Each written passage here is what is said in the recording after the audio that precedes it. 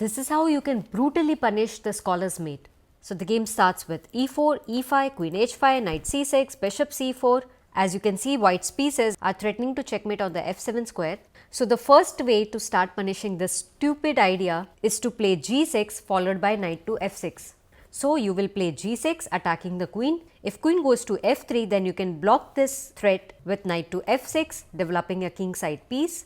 If white gets too aggressive over here and plays g4, then do not make the mistake of playing bishop to g7, because in that case white will attack your knight with his pawn, and if you move your knight you will be checkmated. So therefore, after the move g4, black should counter attack with knight to d4, attacking black's queen as well as this weak pawn on c2.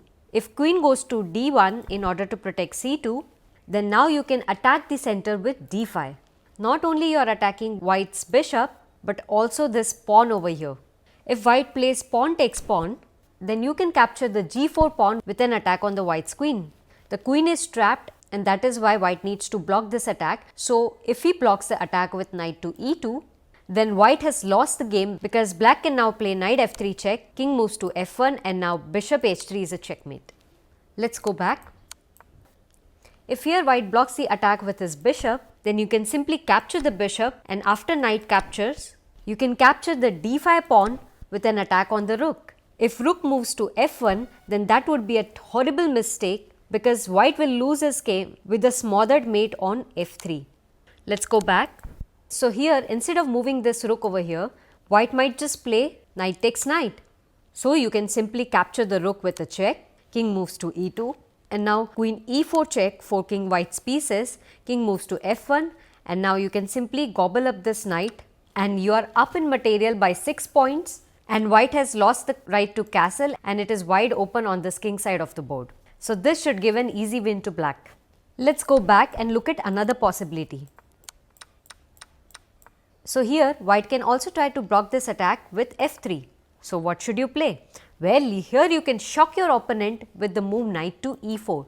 Well, it does look like that you are blundering a piece, but actually it isn't, because whichever way white captures, it's a trap and he's going to have to face some serious consequences. So if the pawn captures the knight, so you can play queen h5 check. So now we understood why we moved this knight to this square, because we were clearing up our path for the queen to start an attack on the h4 square. King moves to f1, and now you can easily capture white's queen. You are up in material, and this should be an easy win for black. Let's go back. So instead of capturing this knight, if the pawn captures this bishop over here, then again you can give a check on the h4 square, king moves to f1, and now queen f2 is a checkmate. So let's go back a few moves and look at one more possibility.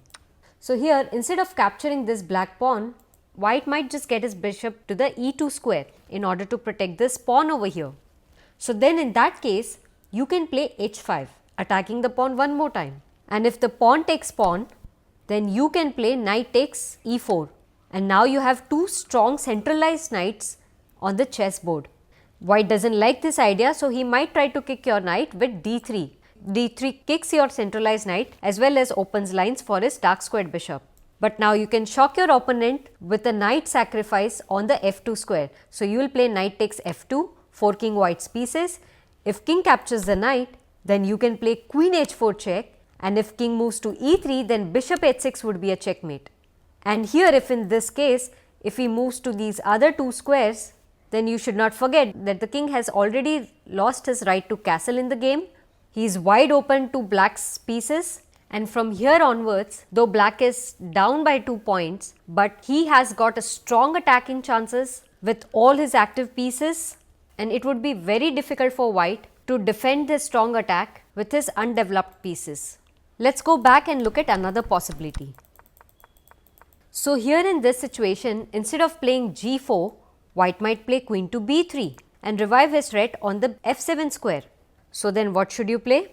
Well, in that case, you can counter attack white with knight to d4, once again attacking white's queen as well as this weak c2 pawn over here.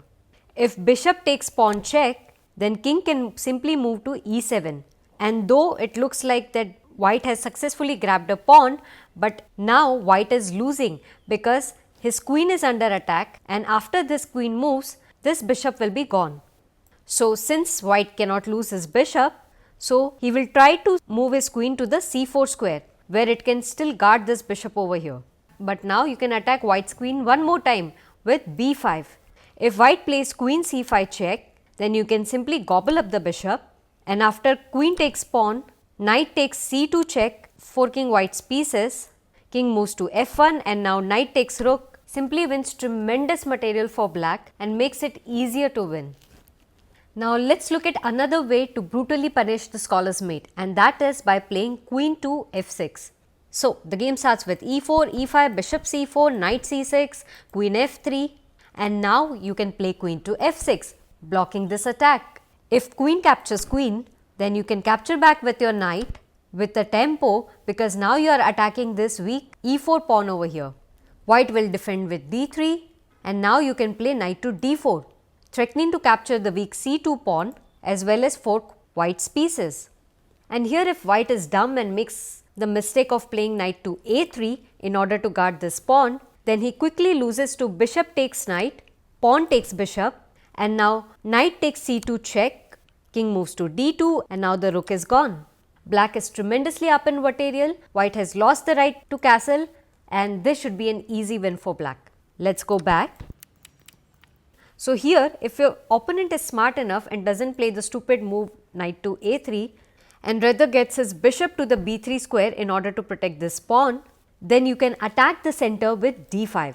If pawn takes pawn, then you can easily recapture this d5 pawn, and if white makes a mistake of capturing this free knight over here, then again he loses, because now you can capture this c2 pawn with a check, king moves to d2, knight takes rook, and now white will play b3 with an idea to develop his bishop on this long diagonal as well as attack this trapped knight over here. But now you can play bishop b4 check, developing your piece and attacking opponent's king. He will most likely block the check with knight to c3, and now you can play bishop to b5, eyeing the weak d3 pawn. He will play bishop to b2, attacking your knight, but that's okay. You don't need to waste your time in capturing this pawn and getting your piece captured back, because the most important thing over here is that white's king is still stuck in the center of the board. So you should get your rooks activated in order to attack this white king. So therefore you will quickly castle and attack white's bishop over here. If bishop moves to e4, then that's a horrible mistake, because then you can simply capture back this bishop and this pawn can capture back because it's pinned to the white's king. So let's go back. So here your opponent might play bishop to c4, but then you can start attacking this bishop by playing c6 in order to play b5 in the next move and attack this bishop over here in order to leave defense of this weak d3 pawn. Now white obviously doesn't want you to play b5, that is why to stop that move he will play e4, but that loses the game quickly, because now you can capture the b3 pawn with a check, bishop takes knight, and now since the bishop has moved, you can now capture the d3 pawn with a check, king moves to e2, and now you can activate the other rook, and now these rooks are completely strong and dominating on this d file. Black's bishop are already eyeing the white king, and also black is up in material by 2 points as well as has a strong attack against this white king. So white is gonna have a very tough time in this game. Another way of brutally punishing the scholar's mate is by playing g6 followed by f5. So let's quickly look at it. So game starts with e4, e5, queen h5, knight c6, bishop c4, and now you play g6 attacking black's queen, queen moves to f3, and now f5. You are gonna completely shock your opponent at this point, because it does look like that you are terribly weakening your king side, but in reality what you are doing is you are attacking white's center, you are trying to lay a trap which white might fall into. Also, black king can castle anytime on the queen side of the board for his safety. So f5 is a very bold move, and this might just confuse your opponent. So here most likely your opponent will capture this pawn, because he is thinking, hey, that's great, I am opening up this file, so let me just grab this pawn. But instead of capturing this pawn back over here and making your opponent's life easier with queen h5 check, king to e7, then queen f7 check, and now king runs to d6, queen d5 check, king moves to e7 and now d4 attacking the center and so on and so forth. Don't give your opponent the chance of such a strong attack. So that is why you shouldn't capture this pawn back. Instead, what you should do here is play knight to d4, attacking white's queen and targeting the c2 pawn. If queen moves to d5 and threatens to checkmate one more time, then you can play queen e7, protecting this square. And here your opponent might just grab this g pawn and then you can capture back with your h pawn, opening up the file for your rook. And since you are still threatening to capture this c2 pawn over here, so black here will play knight to a3. But now you can play knight to f6, developing your piece and attacking white's queen and thereby gaining a tempo. If queen moves to a5 in order to attack this c7 pawn, then you can play b6, attack white's queen one more time. Queen moves to c3 and now you can play bishop b7, developing your bishop on the long diagonal as well as attacking the weak g2 pawn. Knight moves to f3 and here you can castle queen side. So now we have reached a position where technically white is up in material by 1 point, but that doesn't give him any advantage in the game, and the reason is that black's king is castled safely on the queen side.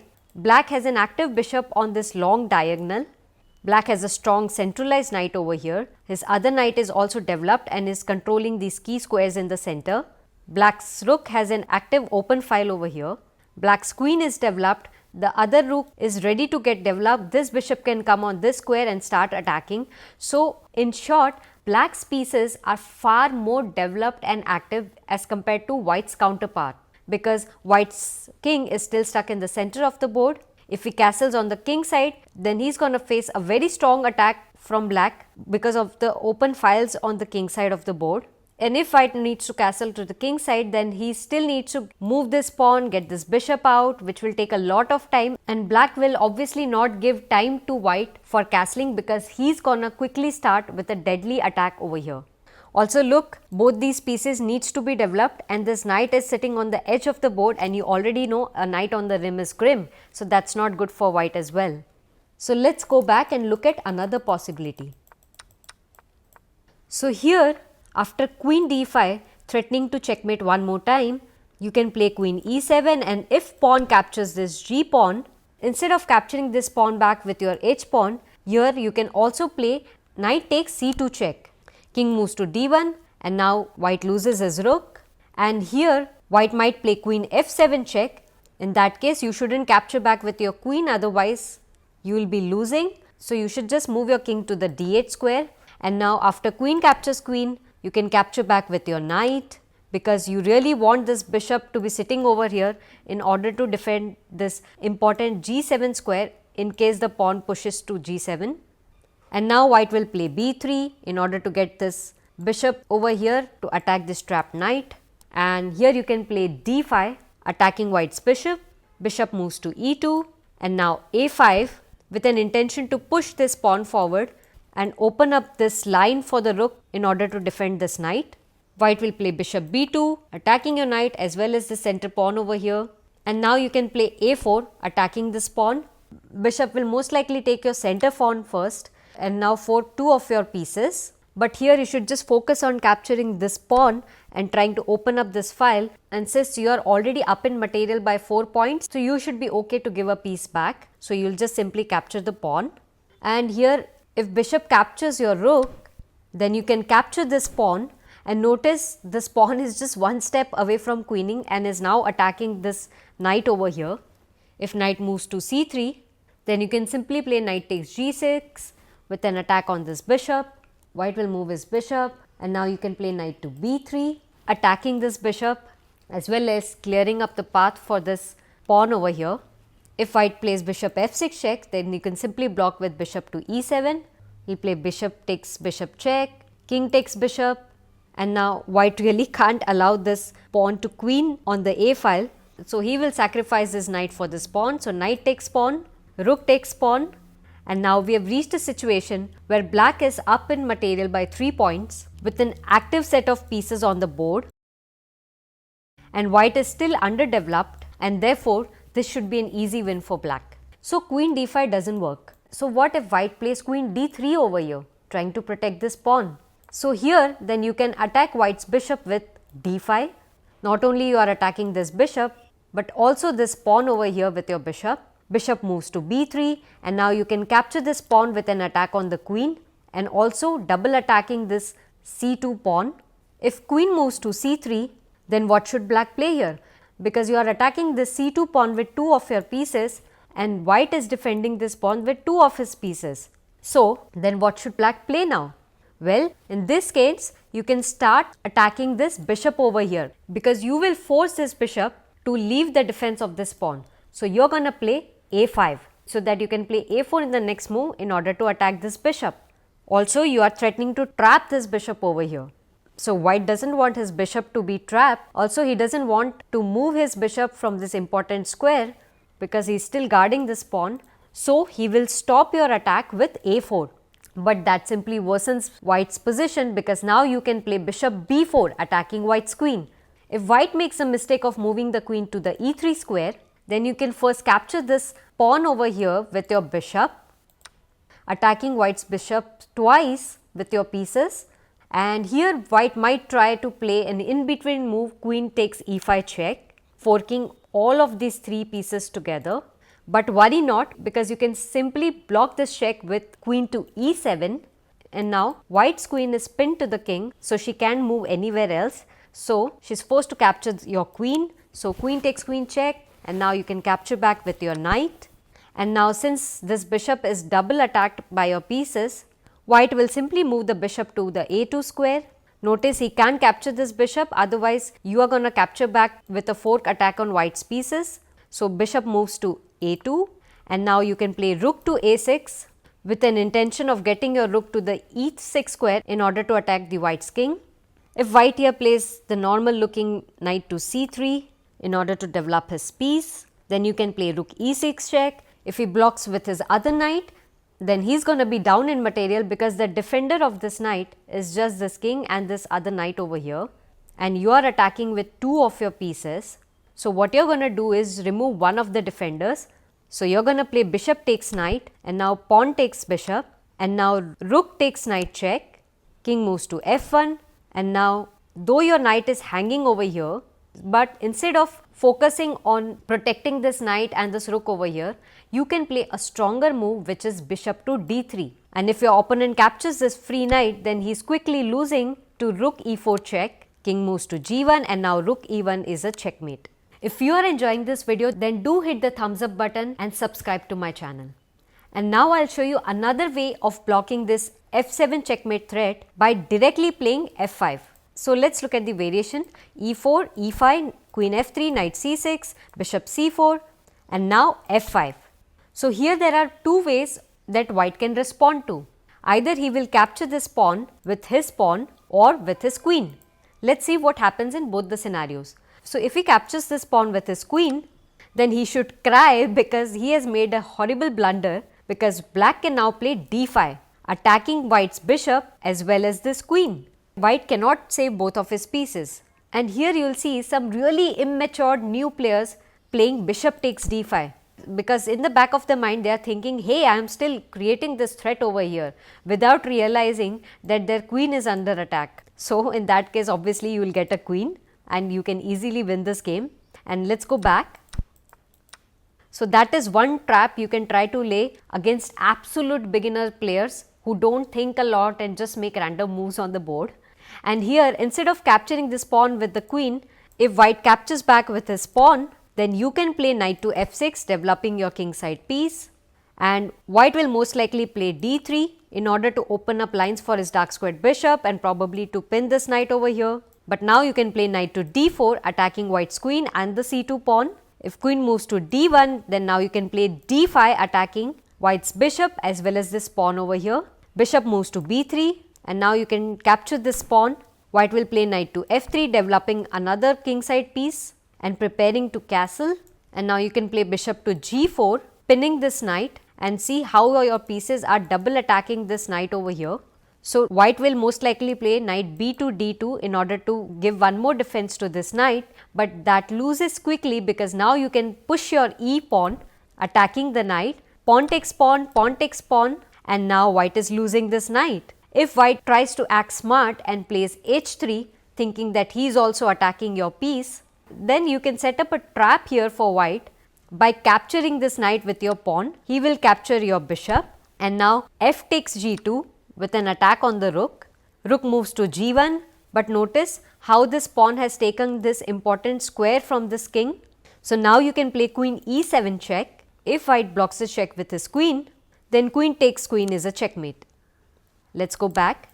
So here white might block the check with his knight, but then you can simply capture the knight, checking white's king one more time, and now he'll play bishop e3, blocking the check, and now you can simply castle queenside with a totally winning game for black. Because black is up in material by 4 points, his king is castled safely on the king side, he has more active pieces on the board, his rook is ready to jump on the e1 square and join the rest of his army in attacking white's king, and white's king is still stuck in the center, he is a piece down, and it would be very difficult for white to defend to this tremendous deadly attack of black. Join the channel's membership program if you want to master the game of chess. And now, here is the question of the day for you. It is white's turn in the game, and what is the best move for white here? Let me know your answers in the comments box, and I'll see you in the next video.